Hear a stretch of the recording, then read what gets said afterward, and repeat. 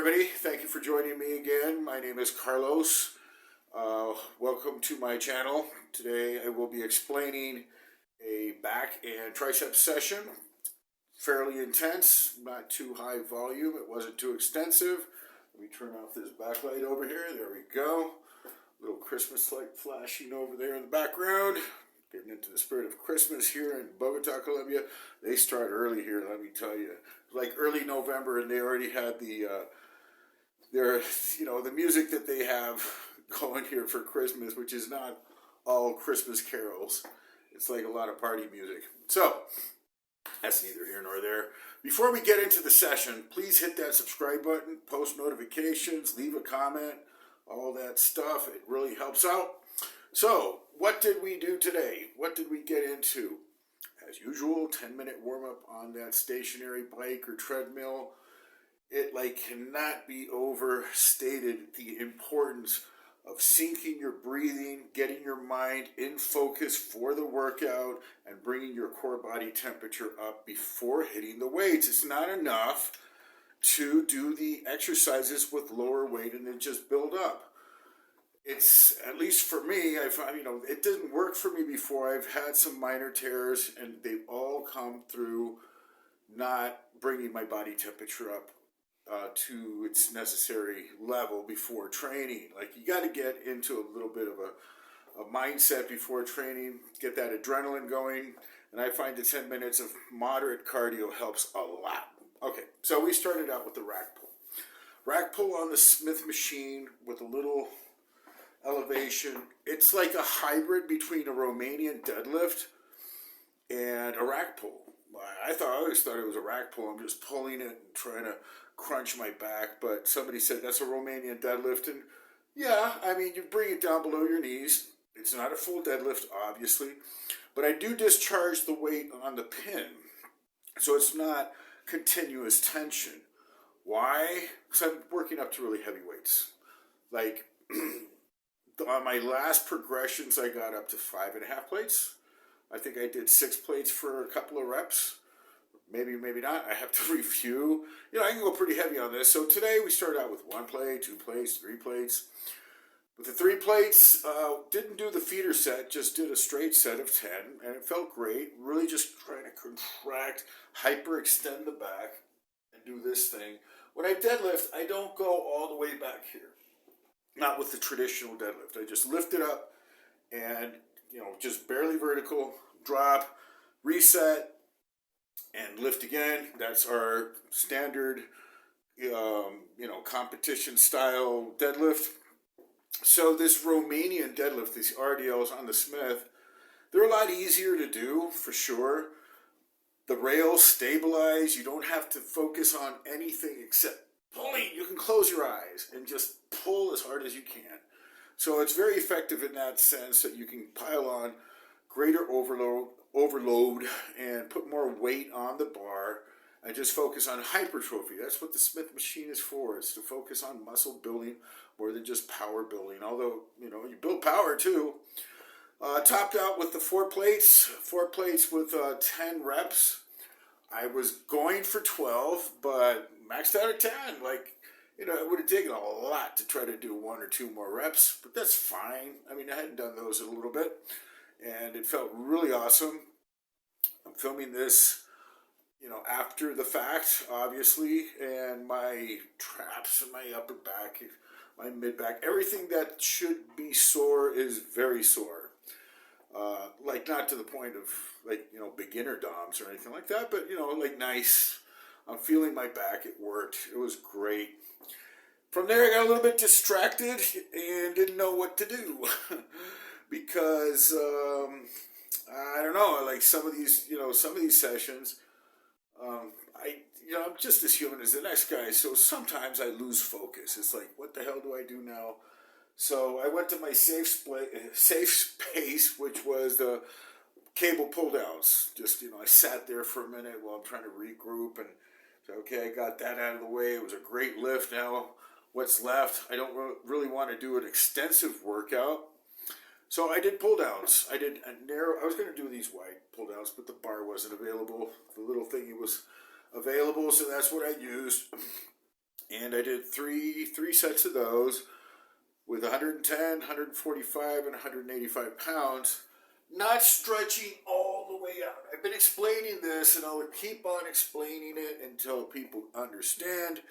If you want to focus on your lat muscles, you bring up your arms to the point where they can't really go up naturally anymore, and that is your range of motion for your lats. Going beyond that involves other muscles like your shoulders. So kept it here and just did this like with your elbows really tucked in and jamming those lats. Got a really nice pump. From there did the Zbar, the cambered bar for triceps. And here I don't do the traditional skullcrusher, which is bringing the bar down to the bridge of your nose. It seems to put a lot of stress on the elbow, and it takes away from poundage. For those of you who don't think that poundages are important, ask yourself this question. Just ask yourself honestly this question.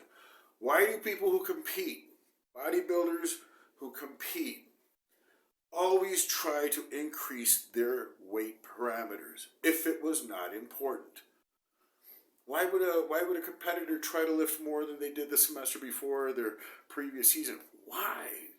You don't need the weight. Bring it down. Make the lightweight heavy. It's just not true. That's why. If you're going to make money, if you're going to try to compete and win, that is bad advice. That's advice for gym rats, for newbies, keeping people down. Because you see, at the end of the day, muscle is built through mechanical tension. The more weight you can lift, the more hardware you're going to accrue on your body. Is that so hard for you to understand? Some people don't want to understand that. They just want to believe that they can get away with doing lighter weights forever and build a massive physique. You can build a massive physique without weights by eating a lot of food. You'll get massive. I've known several people, they get, up to 300 plus pounds and they got big forearms and they look pretty big. They're full of shit and a lot of fat. Sorry to say so, but if you want to build a lot of muscle, it's important to get this through your mind or into your mind. Absorb this. You need to get a lot stronger than where you are today. You need to lift heavier weights than what you were lifting before. You can say anything you want about the dangers of it. We'll find another sport. If that's your out, I don't want to lift heavy because then you're not a bodybuilder, man. You're just a recreational weightlifter. But a bodybuilder takes this shit seriously and does everything they can to build the best possible physique. And that doesn't mean, I guess there's several categories you can get into, like men's physique and just try to chisel. But even these men's physique guys are doing 140-pound dumbbell bench presses on inclines. Men's physique. Then you go up into classic, 212, which are the monsters, but they're just shorter. And then you get into open bodybuilding when they're doing 180 and 200-pound dumbbells, and 400 or 500 pounds on the bench press. Why would you do that if it's not necessary? Oh, because they're built and they can handle that weight. Well, how do you think they got that way? I got this huge muscle. Now I'm going to start lifting heavy because I can handle it. Oh, so backward.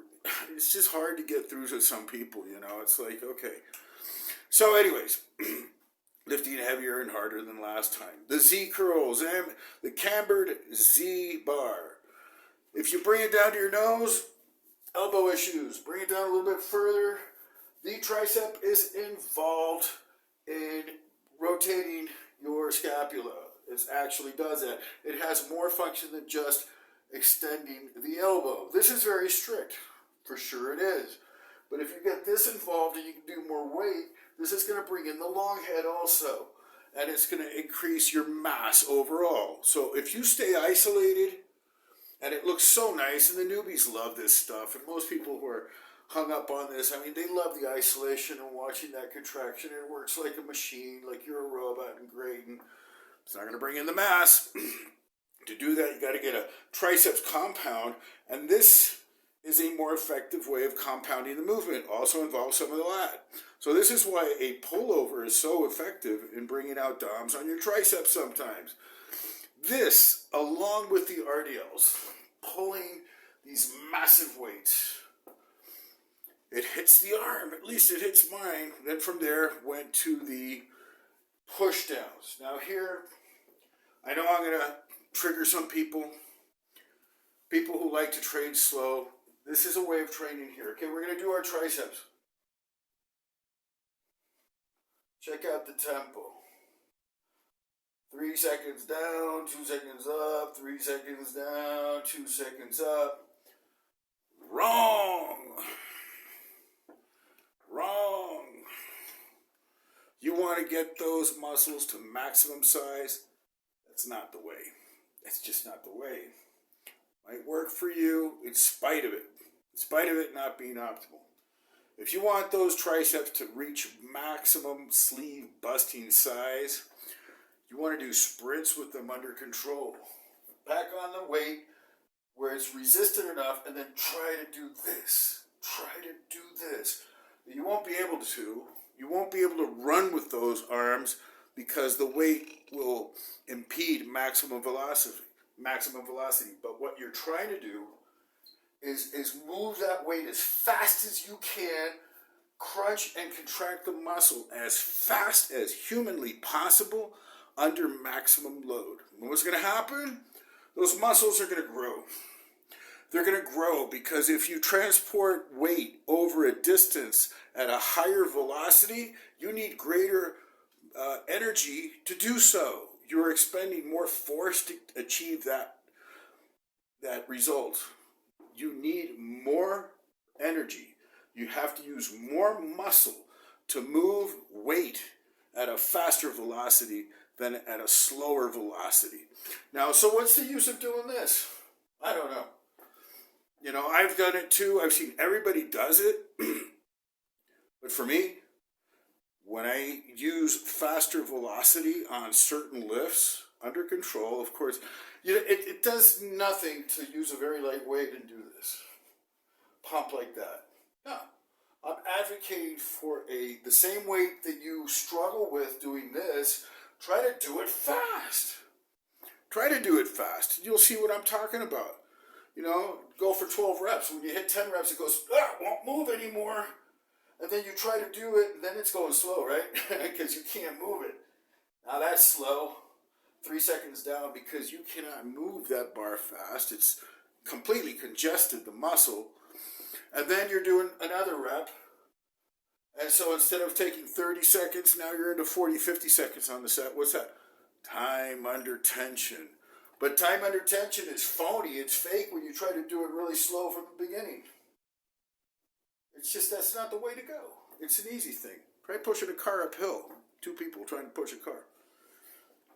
Now try to sprint with that car. Push it really fast. You can only do that once because you're, whoa, that was hard. Fuck yeah, because you used all your energy. That's the same principle that you're going to try to apply to all these other muscles. So, that was basically it for today. Romanian deadlifts, close grip pull downs, which I try to do also with like that fast thing, trying to make the muscle go hoonka, hoonka, hoonka, you know, really contract like a piston. Doing the Zbar, not to the bridge of the nose, but behind the head. And then doing a little bit of a flexing movement here with the arm, not completely strict, not completely isolated. Use a little bit more weight to compensate the isolation or the lack of thereof. And then do the push downs. Now, push downs again, reviewing that sucker, try to pump those things like a piston. And that's basically it. So, what was left of this workout? It was a great session. I loved it. I made progress. Feeling every single muscle. My triceps are feeling thicker. I feel I can see it in the mirror. The division between the rear delt and the tricep was enhanced just from that one session, just from pulling faster. So that's my 2 cents on all this. And, I hope some people get really triggered. I mean, this is what the comment section is for. Posted a question the other day on a forum, got 30 different answers. Everybody was vehement on their personal point of view. This is the best way. No, this is the best way. No, you're wrong. This is the best. No, science says it's a proven fact.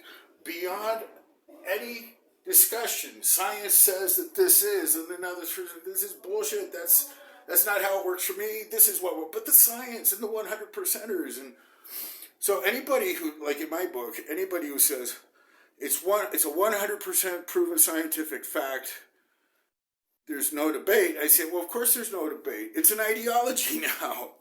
It's a fanatic's ideology now that you have 100% certainty that the science says. And of course this is not true. Science cannot prove anything beyond a shadow of a doubt. When they say full ROM is the best, and then you find somebody who's proven them wrong, who has the largest muscles on earth doing partial reps, what is that about? What is the most effective? What works for you, obviously? So find out what works for you, prove everybody else wrong, shut everybody's mouth up with results, and then you'll have something to say. Anyways, God bless everybody. Don't forget to hit that subscribe button. We'll see you on the next time.